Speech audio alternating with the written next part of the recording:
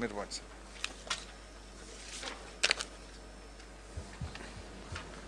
Political punch.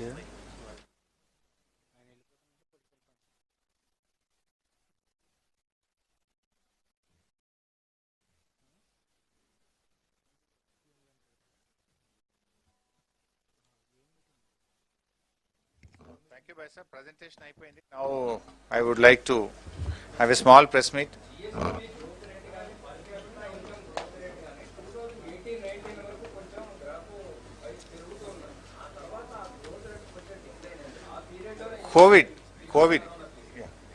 Covid వల్ల కొంత తగ్గింది. బిఫోర్ కరోనా అంతకు ముందు ఇయర్ రిమార్కబుల్ గ్రోత్ ఉండడం వల్ల ఇయర్ ఆన్ ఇయర్ గ్రోత్ లో తగ్గింది. కానీ ఓవరాల్ గా చూసుకున్నప్పుడు we are again number 1 in south India. ఆ పర్టికులర్ ఇయర్ లో the growth was highest if you look at. Then ఆ గ్రోత్ మీద అగైన్ గ్రోత్, రిమార్కబుల్ గ్రోత్ మీద అగైన్ గ్రోత్ అన్నప్పుడు డెఫినెట్ గా కొంత ఆ తేడా అంతకు మించి. But comparatively country growth rate తో చూసినా ఇతర రాష్ట్రాల గ్రోత్ రేట్ తో చూస్తే కూడా we are ahead. Let me complete my press meet, then I can ఏమంటారు you want to you can ask.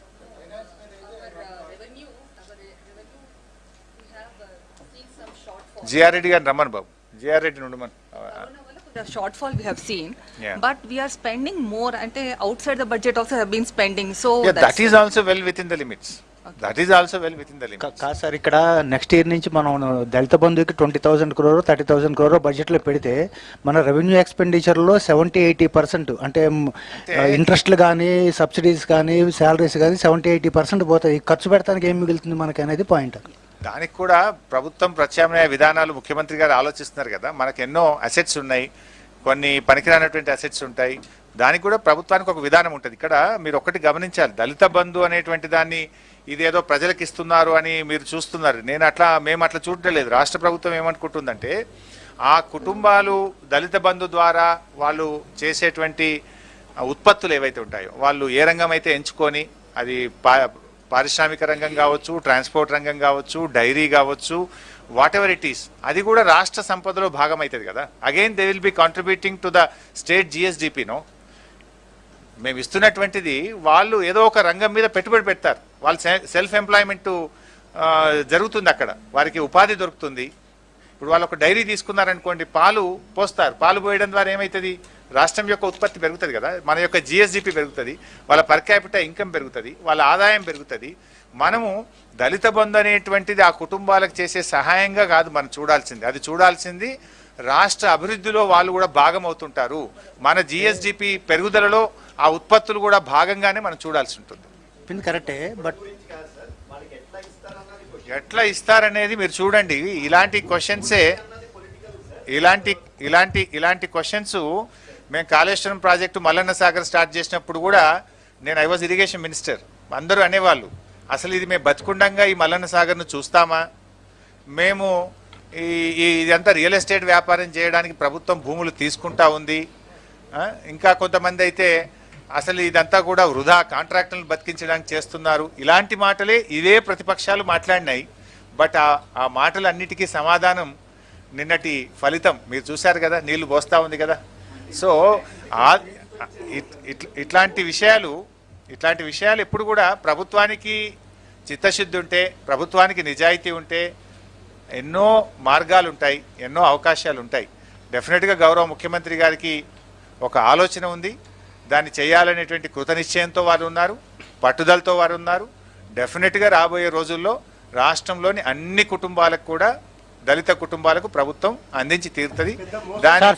దాన్ని హైదరాబాద్ లో వరదలు వచ్చినప్పుడు 10,000 ఒక కుటుంబానికి 10,000 ప్రభుత్వం. బైసాబ్, నేను ప్రెస్ మీట్ కంప్లీట్ చేసిన తర్వాత ఇంకేమైనా ఉంటే మీరు అడగండి. ఒకటి రెండో రిక్వెస్ట్ కూడా ఏంటంటే, మేము చాలా ఫ్యాక్ట్స్ అండ్ ఫిగర్స్ పెట్టినాం. జనరల్గా ఏమవుతుందంటే, మీరు కూడా చాలా అనుభవజ్ఞులు వచ్చినారు, సీనియర్స్ వచ్చినారు, థ్యాంక్ యూ వెరీ మచ్.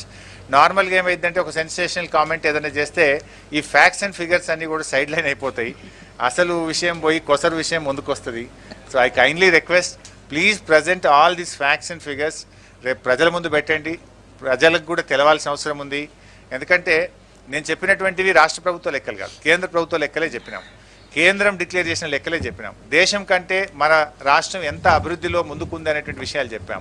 ఇవాళ ఎంతసేపు బీజేపీ నాయకులు జబ్బలు జరుచుకుంటున్నారు, మేము ఇట్లా చేసినామంటే అట్లా చేసినాం. ఏం చేసిందా అంటే భారతదేశం యొక్క ఆర్థిక వ్యవస్థ బంగ్లాదేశ్ కంటే పతనా స్థితిలో ఉంది.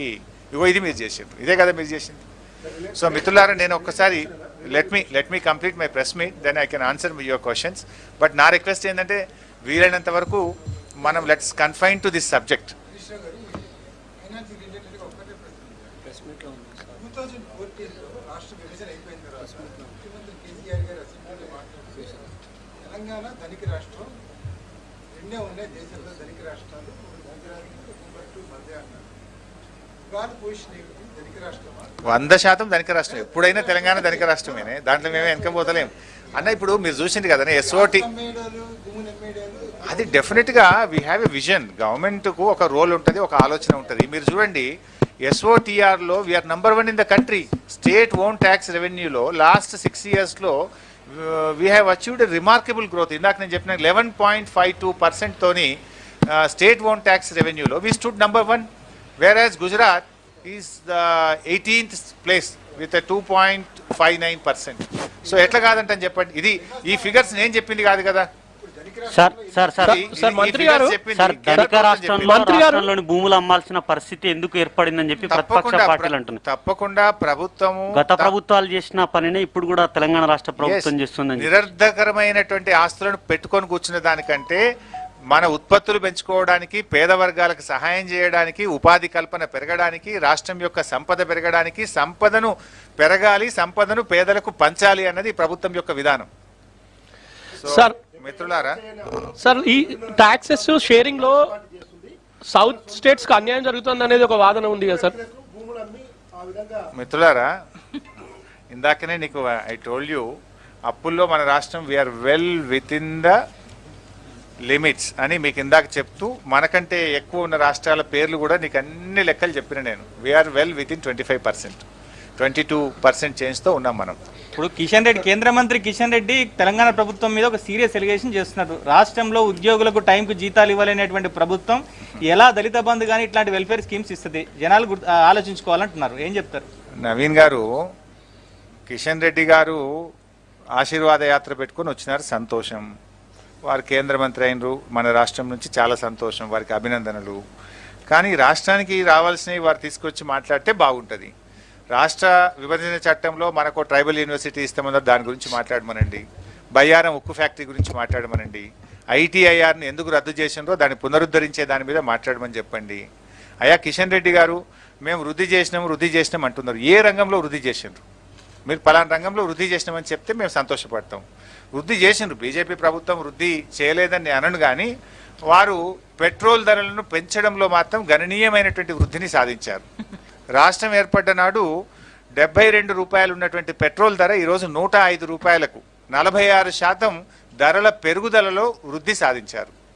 డీజిల్ ధరల్లో కూడా మీరు గమనిస్తే రాష్ట్రం 2014-15 కేంద్రంలో బీజేపీ ప్రభుత్వం వచ్చినాడు 57 రూపాయలు ఉన్న డీజిల్ ధర ఈరోజు 97 రూపాయలకు పెంచడంలో మాత్రం వృద్ధిని సాధించారు బీజేపీ ప్రభుత్వం. ఇలా పెట్రోల్ ధరల పెంపుదలలో బీజేపీ 7 ఏళ్ల పరిపాలనలో వృద్ధి 46%, డీజిల్ ధరల పెంపుదలలో వృద్ధి 70%.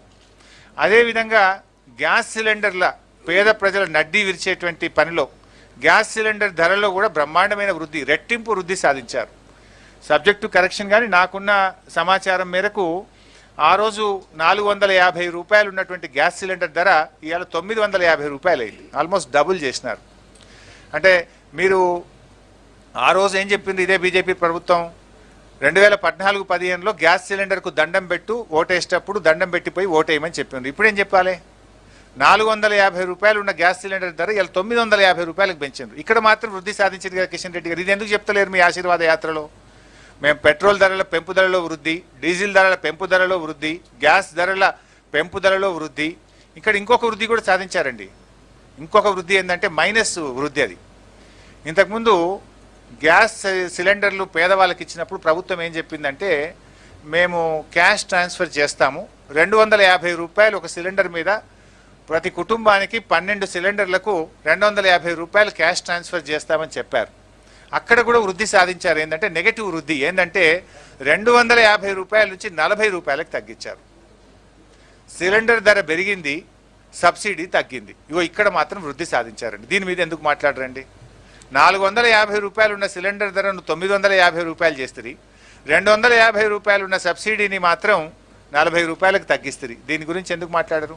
కానీ state కూడా తగ్గించలేదు కదండి. ఒకవైపు సబ్సిడీ తగ్గింది, మరొక వైపు Yeah.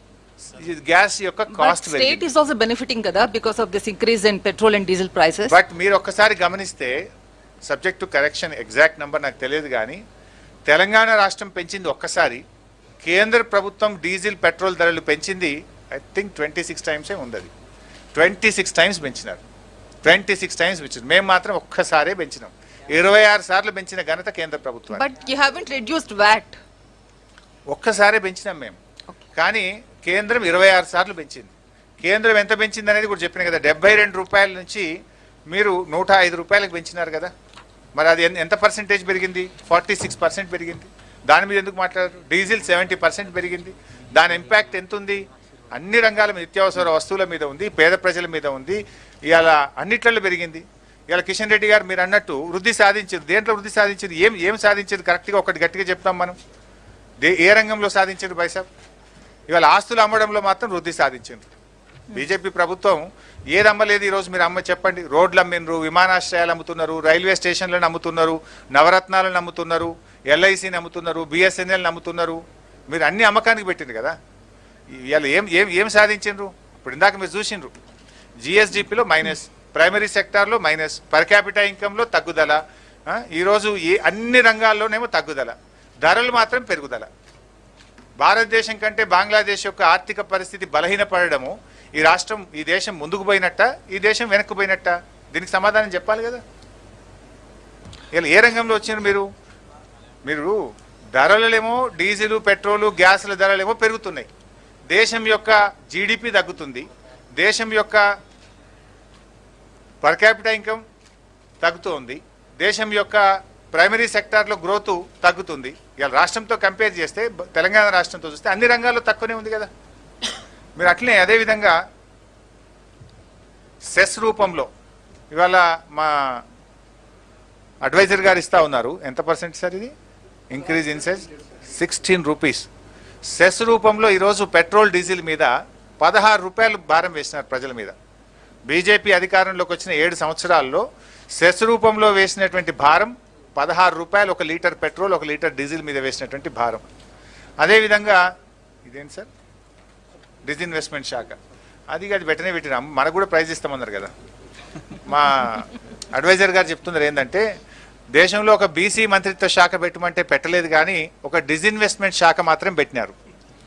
అంటే ఉన్న ప్రభుత్వ రంగ సంస్థలను అమ్మకానికి పెట్టేటువంటి శాఖ మాత్రం పెట్టినారు. దాంట్లో రాష్ట్రాలకు కూడా ఆఫర్ ఇచ్చిండ్రు, మీరు కూడా తొందరగా అమ్మండి, మీకు కూడా praise first come first prize ఇచ్చారు. ఒక 6,000 కోట్ల రూపాయల బడ్జెట్ ఉంది కేంద్రంలో. ఏ రాష్ట్రాలు అయితే వారి రాష్ట్రాల్లో ప్రభుత్వ రంగ సంస్థలను మీరు అమ్మకానికి పెడతారో ఆ రాష్ట్రాలకు ప్రైజ్ ఇస్తామని చెప్పింది కేంద్ర ప్రభుత్వం. First come first, A ceiling of 1,000 crores per state. 6,000 crores లో 1,000 is the upper ceiling for a state. So మీరు అమ్మితే మీకు 1,000 కోట్ల ప్రైజ్ ఉంది. సో అయితే మిత్రులారా, మరి ఈరోజు మేము మీతో కోరేది ఒక్కటే. మన రాష్ట్రంలో ఈ మధ్యకాలంలో ప్రతిపక్షాలు ఏంటంటే, ఒకరికి మించి ఒకరు విమర్శలు చేసే ప్రయత్నం చేస్తున్నారు. ఒకటేమో విత్ ఇన్ ద పార్టీ, ఇంకోటేమో ఎమాంగ్ ద పార్టీస్. ఒకటేమో బీజేపీలో కిషన్ రెడ్డి గారు బండి సంజయ్ గారి మీద పై చేయి సాధించాలనో, బండి సంజయ్ గారు కిషన్ రెడ్డి గారి మీద పై చేయి సాధించాలనో విమర్శలు చేసే ప్రయత్నం. లేదా రాష్ట్రంలో మేమే ప్రత్యామ్నాయం అంటే మేమే ప్రత్యామ్నాయమని కాంగ్రెస్, బీజేపీలు కూడా ఈరోజు విమర్శలు చేస్తూ వస్తున్నారు. అసలు వాళ్ళు దేనికి ప్రత్యామ్నాయం? ద్వితీయ స్థానం కోసం ఎవరు ప్రత్యామ్నాయమో మీరు కొట్టాడుకోవాలి. ఈ రాష్ట్రంలో ప్రథమ స్థానంలోకి ఎప్పుడు రాలేరు. కేసీఆర్ గారు ఉన్నంత కాలం, టీఆర్ఎస్ పార్టీ ఉన్నంత కాలం డెఫినెట్గా టీఆర్ఎస్ పార్టీయే ప్రథమ స్థానంలో ఉంటుంది, ప్రభుత్వంలో ఉంటుంది. మీరు ప్రత్యామ్నాయం అని మీరు మాట్లాడే మాటలు ఏంటంటే, మేము 2వ స్థానంలోకి వెళ్ళాలి, మేము 2వ స్థానంలోకి వెళ్ళాలని 2వ స్థానం కోసం కాంగ్రెస్, బీజేపీలు పోటీ పడుతున్నట్టు. కానీ మొదటి స్థానం కోసం మాత్రం దరిదాపుల్లో కూడా మీరు ఎవరు లేరు, రారు కూడా. ఇవాళ మేము మీతో కూడా కోరేది అంటే బేసికల్లీ వాళ్ళకి ఒక ఇష్యూ ఏంటంటే ప్రతిపక్షాలు గత 6-7 సంవత్సరాలుగా మీరు గమనిస్తే వాళ్ళు సమస్యలు లేవు వాళ్ళకి, అసలు ప్రజా సమస్యలు లేకపోవడమే వారికి ప్రధానమైన సమస్యగా కనబడతా ఉంది నాకు. ఎందుకంటే మేము చాలా రోజుల నుంచి ఎమ్మెల్యేలుగా ఉన్నాం, ప్రతిపక్షంలో పనిచేసినాం, అసెంబ్లీలో మేము కూడా ఉన్నాం. 2014-15 నుంచి మేము చూస్తే ఎప్పుడు అసెంబ్లీకి పోయినా ఫస్ట్ మొదటి రోజు ఎమ్మెల్యేలు ఏం చేసేవాళ్ళు, ఖాళీ బిందెల ప్రదర్శన, క్యాండిళ్ళు కందిళ్ళ ప్రదర్శన ఉన్నాయా ఈ రాష్ట్రంలో? ఇప్పుడు గత 7 సంవత్సరాలుగా అసెంబ్లీకి వస్తున్నారు అందరూ, వరి కంకులు ఎండిపోయిన వరి కంకులు పట్టుకొని, వరి చేళ్లను పట్టుకొని, మక్క కంకులను పట్టుకొని అసెంబ్లీకి ఎమ్మెల్యేలు వచ్చేవారు. ఖాళీ కుండల ప్రదర్శన, కందిళ్ళ ప్రదర్శన, ఎండిపోయిన వరి చేళ్ళు మక్క చేళ్లతోని ఎమ్మెల్యేలు ప్రదర్శన చేసేవాళ్ళు. ఇవాళ అవకాశం ఉందా? మేమే నడిచినాం. గన్ పార్క్ నుంచి, అంబేద్కర్ నుంచి, ఇందిరా పార్క్ నుంచి ఎమ్మెల్యేల ఖాళీ కుండల యాత్రలు ఈరోజు ఈ రాష్ట్రంలో ఉన్నాయా? ఇవాళ దీనికి కారణం ఏంది? గౌరవ ముఖ్యమంత్రి గారు కేసీఆర్ గారు ఇలా అద్భుతమైనటువంటి ప్రగతిని సాధించి అసలు వీళ్ళకి సమస్యలు లేకుండా పోయినాయి, ఎజెండా లేకుండా పోయింది ప్రతిపక్షాలకు. అందుకే పాపం కాంగ్రెస్ బీజేపీలు ఇలా బేస్లెస్ అయిపోయి బేస్లెస్ ఆరోపణలతోని కాలం వెలిబుచ్చే కార్యక్రమం చేస్తూ ఉన్నారు. ఇవాళ ముఖ్యమంత్రి గారు అనేక సమస్యలకు ఒక శాశ్వత పరిష్కారం ఇచ్చిండ్రు. గత ప్రభుత్వాలేమో మేము ధర్నాలు చేస్తే ఏం చేసేవాళ్ళంటే, ఓకే ఈసారి డ్రౌట్ కింద త్రాగునీటి సమస్య పరిష్కారానికి 500 కోట్లు ఇస్తున్నాం, 300 కోట్లు ఇస్తున్నాం అని చెప్పేవాళ్ళు. That was the only temporary. We have given a permanent solution.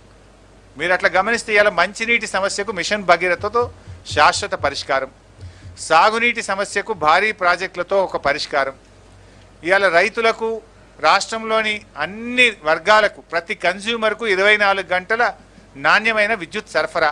గత ప్రభుత్వాల హయాంలో పారిశ్రామికవేత్తలు ఇందిరా పార్క్ కాడ ధర్నాలు చేసింది కదా, నేనే పోయి మాట్లాడిన అప్పుడు అపోజిషన్లో ఉండి.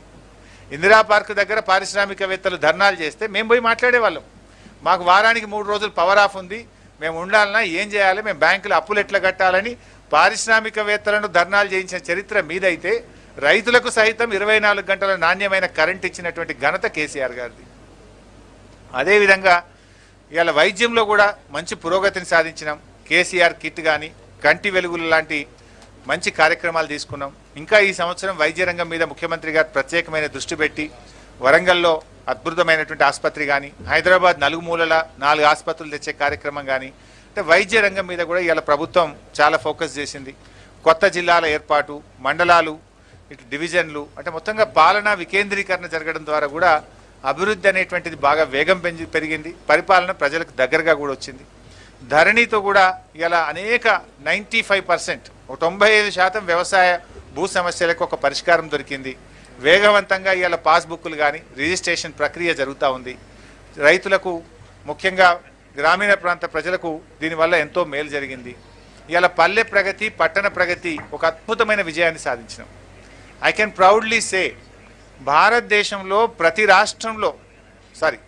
భారతదేశంలో ఏ రాష్ట్రంలోనైనా గ్రామంలో తెలంగాణ రాష్ట్రంలో జరిగిన అభివృద్ధి జరిగిందా? ఏ రాష్ట్రమైనా? I'm challenging the oppositions. ఇవాళ మన దేశంలో ఒకసారి గమనిస్తే కాంగ్రెస్ మరియు బీజేపీ పాలిత రాష్ట్రాలు, ఆల్మోస్ట్ బీజేపీ మరియు బీజేపీ మిత్రపక్షాలు 18 బాబు 18 రాష్ట్రాల్లో బీజేపీ మిత్రపక్షాలు పరిపాలిస్తున్నాయి. ఒక 5 రాష్ట్రాల్లో కాంగ్రెస్ మరియు కాంగ్రెస్ మిత్రపక్షాలు పరిపాలిస్తున్నాయి.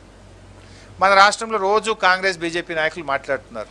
నేను వారిని అడుగుతా ఉన్నా, మీ బీజేపీ పాలిత రాష్ట్రంలో కానీ, మీ ఏ కాంగ్రెస్ పాలిత రాష్ట్రంలోనైనా సరే రైతులకు 24 గంటల ఉచిత కరెంట్ ఇస్తుందా?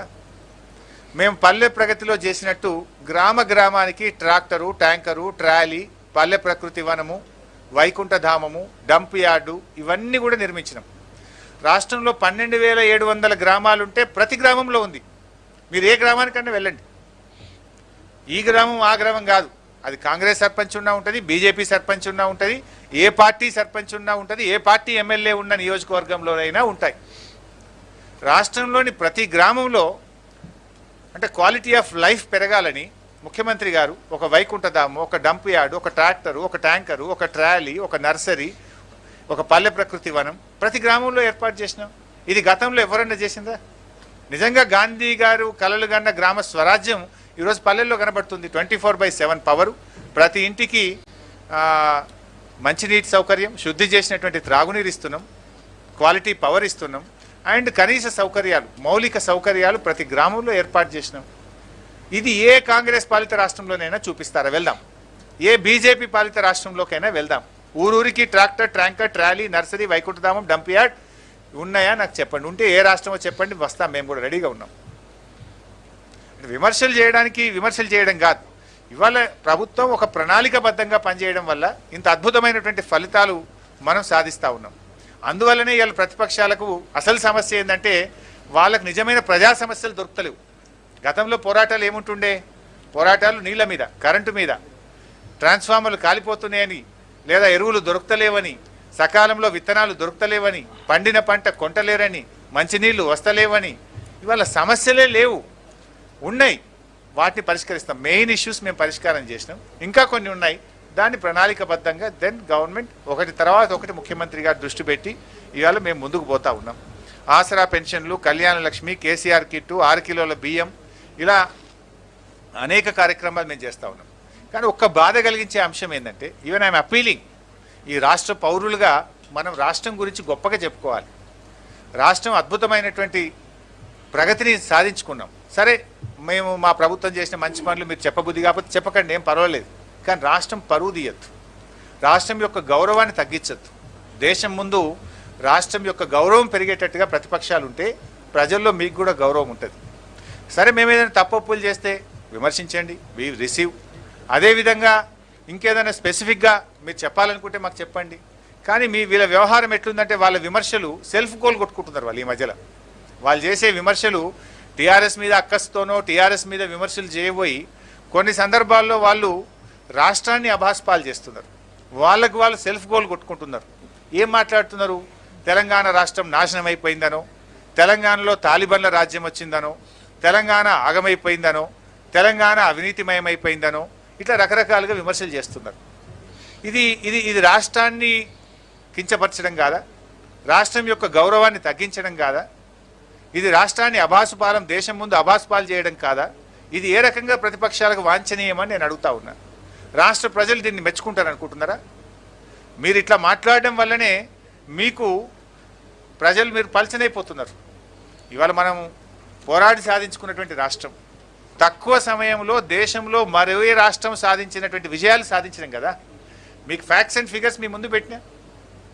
దక్షిణ భారతదేశంలో పర్ క్యాపిటల్ ఇన్కంలో నంబర్ 1, జిఎస్డిపి వృద్ధి రేట్లో నంబర్ 1, ఎస్ఓటీఆర్లో వీఆర్ నంబర్ 1.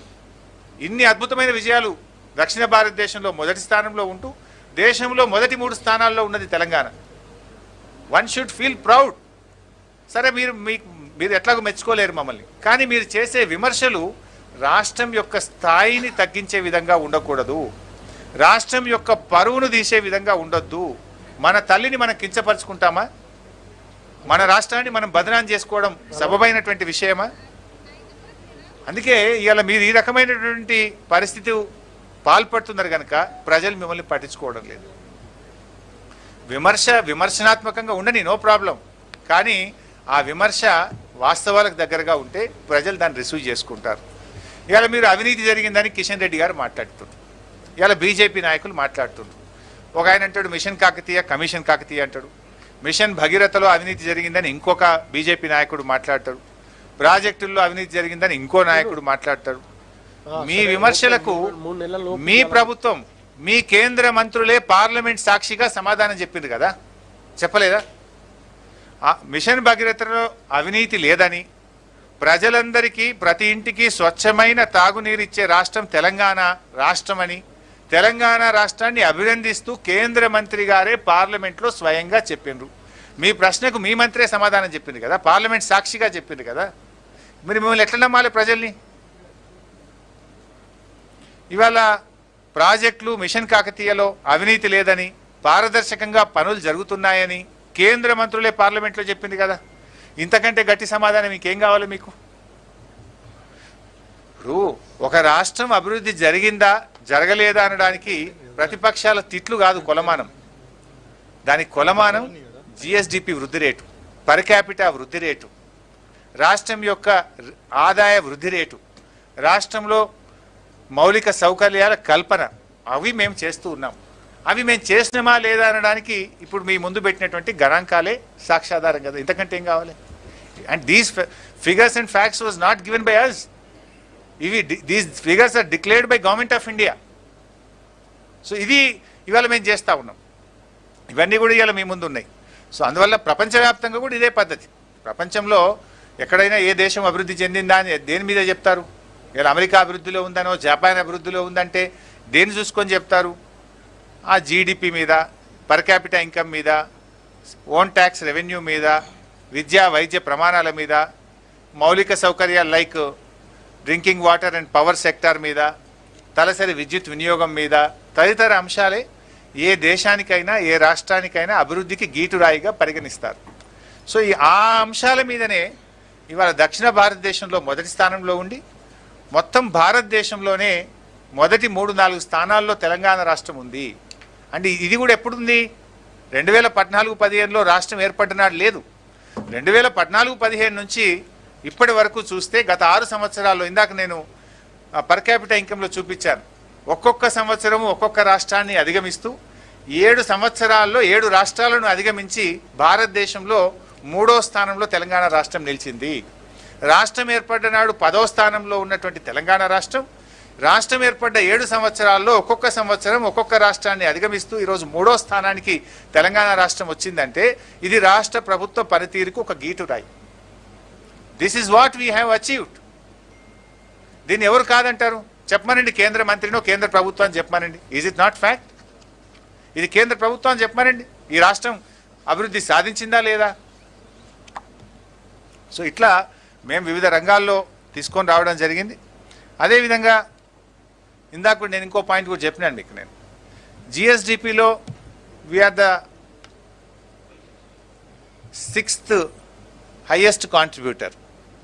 భారతదేశం యొక్క జీడిపికి Telangana 6th highest contributor. Whereas మనం గమనిస్తే జియోగ్రఫికల్గా 11వ స్థానంలో, పాపులేషన్లో 12వ స్థానంలో ఉన్నాం. అంటే మనకంటే పెద్ద రాష్ట్రాలు ఉన్నాయి చాలా. ఆ పెద్ద రాష్ట్రాల కంటే కూడా అధిక ఆదాయాన్ని ఈ దేశ సంపదకు సమకూరుస్తున్న రాష్ట్రం తెలంగాణ రాష్ట్రం. ముఖ్యమంత్రి గారు అప్పుడప్పుడు ఎప్పుడు చెప్పేవారు, ఈ దేశాన్ని సాకుతున్న 4-5 రాష్ట్రాల్లో తెలంగాణ ఒకటి. ఇక్కడ మనం గమనించాల్సింది ఏంటంటే తెలంగాణకు కేంద్రం ఇచ్చేది తక్కువ, కేంద్రానికి ఈ దేశానికి తెలంగాణ కాంట్రిబ్యూట్ చేస్తున్నది ఎక్కువ. అందుకే గౌరవ ముఖ్యమంత్రి గారు అనేక సార్లు చెప్పింది అసెంబ్లీలో, ఇవాళ కేంద్రం ఏదో ఇచ్చిందని కొంతమంది నాయకులు మాట్లాడుతున్నారు. కేంద్రం ఇచ్చేది తక్కువ, ఇవాళ కేంద్రానికి మనం ఇచ్చేది ఎక్కువ. ఈ దేశాన్ని సాకుతున్న రాష్ట్రాల్లో one of the important state is Telangana. Figures ఉన్నాయి సార్ మన దగ్గర, నేను ఐ కెన్ రిలీజ్ మొత్తం డీటెయిల్స్ ఉన్నాయి. ఏ రాష్ట్రం ఎంతెంత ఇచ్చింది కూడా నేను తప్పకుండా ఇస్తాను. ఇక్కడ మీరే చూస్తున్నారు కదా సార్, ఇప్పుడు 6th హైయెస్ట్ కాంట్రిబ్యూటర్ మనం. అండ్ జనరల్గా ఇన్ఫ్యాక్ట్ ఇప్పుడు కేంద్రం ఏదో మనకి ఇచ్చింది అంటున్నారు కదా, కేంద్ర అవసరాలు మనం ఇచ్చే ఆదాయం మీద తీర్చుకుంటున్నారు. దేశ రక్షణ, ఇవాళ కేంద్రానికి కొన్ని బాధ్యతలు ఉంటాయి కదా, దేశ రక్షణ కావచ్చు, దేశానిలో కొన్ని సెక్టర్స్ను వాళ్ళు గవర్నమెంట్ ఆఫ్ ఇండియా చూసేటువంటి సెక్టర్స్కు మనం ఇచ్చే కాంట్రిబ్యూషన్ మీద కేంద్ర ప్రభుత్వం నడుస్తుంటుంది. కానీ కేంద్రం ఏదో మనకిస్తుంది అంటే కేంద్రం ఇచ్చేది మన హక్కుగా, మన వాటాగా మనకు వస్తున్నటువంటిదే తప్ప లేదా కొత్తగా వచ్చేటువంటిది ఏం లేదు. In fact Telangana is contributing more. ఇవి వాస్తవాలైనటువంటి విషయాలు. సో మా మిత్రులతో నా మనవి ఏంటంటే దయచేసి కొంచెం ఈ ఫిగర్స్ రేపు ప్రజలకు అర్థమయ్యే సులభమైనటువంటి పద్ధతిలో మీరు వీటిని ప్రజలకు, ఈ రాష్ట్ర ప్రజలకు అందించాల్సినటువంటి అవసరం ఉంది. ఎందుకంటే ఒక అబద్ధాన్ని 100 సార్లు చెప్తే నిజమైద్ది అన్నట్టు ఈ మధ్య ప్రతిపక్షాలు గోబల్స్ ప్రచారానికి పాల్పడ్డారు. ఒక్కొక్కరు పెద్ద గొంతు చేసుకొని వాళ్ళు మాట్లాడుతున్నారు. మేము చెప్తున్నది ఏంది? మేము పెడుతున్నది ఓన్లీ ఫిగర్స్ పెట్టాం, మేము సాధించిన పురోగతిని పెట్టినాం. ఇవాళ ఈ దేశంలో ఏ బీజేపీ పాలిత రాష్ట్రం కంటే, ఏ కాంగ్రెస్ పాలిత రాష్ట్రం కంటే తెలంగాణ ఎంత ముందున్నది, ఎంత బాగా మేము గ్రోత్ రేట్ని అచీవ్ చేసినాం అనేటువంటి విషయాలు మేము ప్రజల ముందు పెట్టినాం. ఇది ప్రభుత్వ పనితీరుకు గీటురాయి. సార్ మినిస్టర్ గారు, ఇప్పుడు మీరు కేబినెట్ సబ్ కమిటీ చైర్మన్ దాదాపు 2 నెలలు అవుతుంది. గవర్నమెంట్ నుంచి ఒక clear cut figure vacancies position ఇంతవరకు రాలేదు. సో ఫిగర్స్ అన్నీ కూడా రెడీ అయిపోయినాయి. త్వరలోనే అది రాష్ట్ర క్యాబినెట్కు గౌరవ ముఖ్యమంత్రి గారికి మేము ప్రజెంట్ చేస్తున్నాం. దాంట్లో ఒక డిఫికల్టీస్ ఒక 2-3 ఏమొచ్చినాయి అంటే, ఈ మధ్యలోనే మనకు ఇది వచ్చింది. ఏదొచ్చిందంటే డిస్ట్రిక్ట్ బైఫర్కేషన్ యాక్ట్ వచ్చింది. కొత్త మనకు జిల్లాలకు సంబంధించి ప్రెసిడెన్షియల్ ఆర్డరు మనకు వచ్చింది. దాంట్లో ఈ కొత్త జిల్లాల ఆధారంగా local post, zonal post, multi zonal post, state పోస్టుగా చేయాలి. సో రిక్రూట్మెంట్ చేసేటప్పుడు ఏమైందంటే ఆ జిల్లా ప్రజలకు 95% ఖాళీలు ఆ జిల్లా ప్రజలకే ఉద్యోగాలు వస్తాయి. ఏది జిల్లా పోస్ట్ అయితే, జోనల్ పోస్ట్లో దాని రిజర్వేషన్ ఉంటుంది. సో కొత్తగా వచ్చినటువంటి జోనల్ ఆధారంగా ఆ ఉద్యోగులను మనం బైఫర్కేట్ చేయాల్సిన అవసరం ఉంటుంది. అప్పుడు దెన్ మనకు బ్రాడ్ ఫిగర్ వచ్చింది. But district wise post identify చేయకపోతే మళ్ళీ ఏదైనా ఒక జిల్లాకు నష్టం జరిగే అవకాశం ఉంటుంది. మనకు బ్రాడ్గా ఎన్ని ఖాళీలు ఉన్నాయి అనేటువంటిది మేము లెక్క చేసినాం. కానీ ఉమ్మడి జిల్లా ఆధారంగా అప్పుడు రిక్రూట్మెంట్ అయింది. ఇప్పుడు వాళ్ళను కొత్త జిల్లాల ఆధారంగా వాళ్ళను బైఫర్కేషన్ ప్రక్రియ జరిగితే ఏ జిల్లాలో ఎన్ని ఖాళీలు అనేటువంటివి గుర్తించాలి. అది గుర్తించడం పూర్తి అయిపోతే అప్పుడు మనం నోటిఫికేషన్ ఇస్తే ఆ లోకల్ వాళ్లకు ఎక్కువ లాభం జరిగేటువంటి అవకాశం ఉంది. అండ్ అది కూడా మొత్తం ఎక్సర్సైజ్ పూర్తయిపోయి ఆల్మోస్ట్ తుది దశకు చేరుకున్నది. వెరీ షార్ట్లీ we're going to submit it to the government. మంత్రి గారు అగ్రికల్చర్ తర్వాత ఎలక్ట్రిసిటీ బిల్స్ కు సంబంధించి మీరు ఇప్పుడు జీడిపి జిఎస్డిపి గురించి చెప్పారు. రేపు ఆ చట్టాలు అమలైతే ఇదే జీడిపిలో మన అగ్రికల్చర్ ఎలక్ట్రిసిటీ రంగాలు ఇదే విధంగా ఉంటాయని భావిస్తున్నారా? అందుకే కదనే మా బాధ అంతా కూడా. ఇవాళ కేంద్ర ప్రభుత్వము ఆ చట్టాన్ని వెనక్కి తీసుకోవాలని ఇవాళ తెలంగాణ ప్రభుత్వం అసెంబ్లీలోనే తీర్మానం చేసింది కదా. తెలంగాణ ప్రభుత్వము ఇవాళ మేము అగ్రికల్చర్ ఫ్రెండ్లీ స్టేట్, గౌరవ ముఖ్యమంత్రి గారు స్వయంగా ఒక రైతు, ఆయన రైతు బాంధవుడు, రైతు కోసం పనిచేసే ముఖ్యమంత్రి గారు. అందుకే ఈ కేంద్ర ప్రభుత్వం ఈ మధ్య తెచ్చిన 2 చట్టాలు రైతుకు గుదిబండగా మారుతాయి. ఇవాళ విద్యుత్ చట్టం కావచ్చు, వ్యవసాయ చట్టం కావచ్చు. ఈ 2 చట్టాలను కూడా రద్దు చేయాలని, ఈ 2 చట్టాలను వెనక్కు తీసుకోవాలని తెలంగాణ రాష్ట్ర సమితి, తెలంగాణ ప్రభుత్వము అనేక సందర్భాల్లో మేము డిమాండ్ చేస్తూ వస్తున్నాం, దాన్ని వ్యతిరేకిస్తూ వస్తున్నాం. ఇది మంచిది కాదు. రేపు ఏమైతాయి, మీరన్న విద్యుత్ చట్టము, ఆ విద్యుత్ చట్టంలో ఏమన్నారంటే వాళ్ళు వాడినటువంటి పదం, విద్యుత్ చట్టంలో ఆడిట్ ఉండాలి, ఎలక్ట్రిసిటీ ఆడిట్ ఉండాలి అని వాళ్ళు మాట్లాడుతున్నారు. ఆడిట్ అనేది ఎప్పుడు పాసిబుల్ అవుతుంది? ప్రతి వినియోగదారుడికి మీటర్ పెట్టి ఎంత కరెంటు వాడిండు అని లెక్క తేలితే ఆడిట్ అనే ఎనర్జీ ఆడిట్ అనేది జరుగుతుంది. When you can do audit. ఈరోజు మనము రైతులకు ఎట్లాగో ఫ్రీ కరెంట్ ఇస్తున్నాం కదా, దానికి మీటర్లు ఎందుకు? ఫ్రీ కరెంటే అన్నప్పుడు మళ్ళీ మీటర్ పెట్టుడు ఎందుకు, లెక్క తీసుడు ఎందుకు అని మీటర్లు లేకుండా ఈ రాష్ట్రంలో రైతులకు 24 గంటల ఉచిత విద్యుత్ ఇస్తున్నాం. కేంద్ర ప్రభుత్వ విద్యుత్ చట్టంలో ఏమన్నది, ఎనర్జీ ఆడిట్ చేయాలి అని ఒక యాక్ట్లో వాళ్ళు నిబంధన పెట్టినారు. వెన్ ఆడిట్ ఈజ్ పాసిబుల్, కొలమానం ఏంటి? ఆడిట్ జరగాలంటే లెక్క తీయాలి, ఎవరు ఎంత కరెంటు వాడిండ్రు అని లెక్క తీయాలి. లెక్క తీయాలంటే ఏం చేయాలి? ప్రతి వ్యవసాయ బావి దగ్గర, బోరు దగ్గర కరెంటు మీటరు పెట్టి ఏ రైతు ఎన్ని యూనిట్ల కరెంటు కాల్చిండో లెక్క తీయాలి. ఇక్కడ డేంజర్ మీరు ఒక్కటి గమనించాలి. వాళ్ళు ఆ రోజు సిలిండర్లు సబ్సిడీ మీద ఇచ్చేటప్పుడు ఏమన్నారు, అరే మేము సబ్సిడీ మీద సిలిండర్లు ఇవ్వము, అదే డబ్బును మీ అకౌంట్లో వేస్తాము, ఎంతైతే డిఫరెన్స్ ఉందో ఆ డిఫరెన్స్ను సబ్సిడీ రూపంలో మీ బ్యాంకులో వేస్తామన్నారు. స్టార్ట్ చేసిండ్రు. స్టార్ట్ చేసినప్పుడు 250 రూపాయల సబ్సిడీ, ద డిఫరెన్స్ ఏదైతే ఉందో అకౌంట్లో వేసినారు. మొదటి నెలలో, 2 నెలల్లో, 3 నెలల్లో వేసిండ్రు. స్లోగా ఏం చేసిండ్రు, సబ్సిడీని ఆ 250 నుంచి తగ్గిస్తూ ఇప్పుడు 40 రూపాయలకు తెచ్చిండ్రు. రేపు కూడా మీటర్ పెట్టుండ్రి, ఎనర్జీ ఆడిట్ అంటారు. మీటర్ పెట్టినాక ఏమంటారు, చిన్నగా ఇవి ఇప్పుడు మీరు ఎట్లయితే గ్యాస్ సిలిండర్ల సబ్సిడీని తగ్గించుకుంటూ వచ్చిండ్రో, రేపు ఎనర్జీ ఆడిట్ పేరు మీద బావుల దగ్గర, బోర్ల దగ్గర మీటర్లు పెట్టి అక్కడ కూడా సబ్సిడీని తగ్గిస్తాము అని చెప్పి మళ్ళీ అగైన్ రేపు రైతుల మీద భారం వేసేటువంటి ఒక కుట్ర జరుగుతూ ఉంది. అందుకే మేము దాన్ని వ్యతిరేకిస్తాం. మంత్రి గారు, ఈ వ్యవసాయ రంగం మీద ప్రభుత్వం గడిచినటువంటి 7 ఏళ్లలో వేల కోట్ల రూపాయలను ఖర్చు చేస్తూ ఉంది. పండించిన పంటను ప్రభుత్వమే కొంటా ఉంది. కానీ పంట ఏదైతే ఉందో అది ఇతర రాష్ట్రాలకు కావచ్చు, లేదంటే ఇతర దేశాలకు ఎగుమతి చేయడంలో కొంత సఫలం కాలేదు. అందులో ఎక్కువ నష్టం వస్తూ ఉంది. పంటంతా కూడా గోదాములలో ఉండిపోతుంది అన్నది ఒక టాక్ నడుస్తుంది. దాని మీద ఒకసారి క్లారిటీ ఇవ్వండి సార్. అసలు ఇప్పుడు మీరు అంటున్నది లాభ నష్టాలు అనేటువంటివి ఏ రూపంలో చూస్తాం? లాభ నష్టాలు అనేటువంటివి మేము చూసేది రైతుల జీవితాలు బాగుపడడంలో లాభంగా చూస్తాం మేము. కొన్ని సందర్భాల్లో ప్రభుత్వం నష్టపోయినా రైతులు లాభపడడమే ప్రభుత్వం యొక్క లక్ష్యం. మీరు గమనిస్తే ఆ రోజు దేశంలో అతి ఎక్కువ ఆత్మహత్యలు చేసుకున్న రాష్ట్రాలు ఏవి అన్నప్పుడు పార్లమెంట్లో సమాధానం వచ్చేది తెలంగాణ అండ్ విదర్భ. ఇవి దేశంలో అతి ఎక్కువ ఆత్మహత్యలు జరిగే ప్రాంతంగా అప్పుడు యూపీఏ ప్రభుత్వం అనేక సార్లు పార్లమెంట్లో చెప్పారు. ఈ మధ్య ఎన్డీఏ ప్రభుత్వం ఇదే పార్లమెంట్లో ఆన్సర్ ఇచ్చారు. తెలంగాణ రాష్ట్రంలో రైతు ఆత్మహత్యలు గణనీయంగా తగ్గుముఖం పట్టినాయి. కారణం ఏంటి?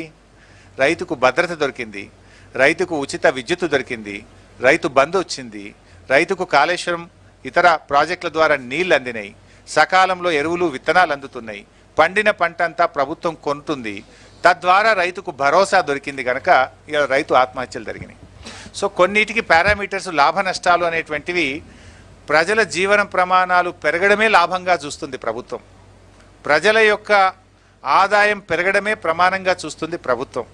అందువల్ల ఇక్కడ రైతు యొక్క జీవన ప్రమాణాలు పెరగడం, రైతుకు భరోసా దొరకడం, రైతుకు భద్రత దొరకడం ప్రమాణంగా తీసుకొని అవసరమైతే ప్రభుత్వం కొంత నష్టాన్ని భరిస్తుంది. Sir sir sir